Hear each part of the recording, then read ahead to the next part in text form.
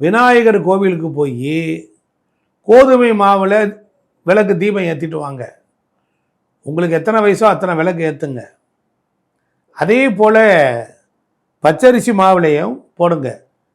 அதாவது கோதுமை மாவில் தீபம், கொஞ்சம் அது மேலே குங்குமப்பூவை தூவி நல்ல மனமாகி நல்ல நெய் தீபம் ஏற்றுனீங்கன்னா குலதெய்வத்தினுடைய கடாட்சத்தை பிள்ளையார் வாங்கி கொடுப்பார். கோதுமை என்பது சூரியன். அவர் கால சக்கரத்திற்கு சூரியன் 5ஆம் இடம். 5ஆம் இடம் சிம்மம்.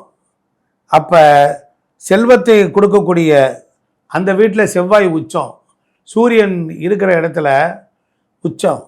அப்போ குங்குமம் என்பது நல்லெண்ணெய். இப்படி எல்லாம் ஒன்று சேரும் பொழுது வெற்றி உண்டாகும்.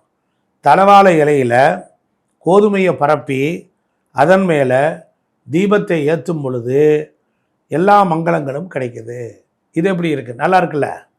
அடுத்து ஒரு மனிதனுக்கு குலதெய்வ தோஷம் போக்கணும்னா பஞ்சுத்திரி போட்டு விளக்கேற்றணும்.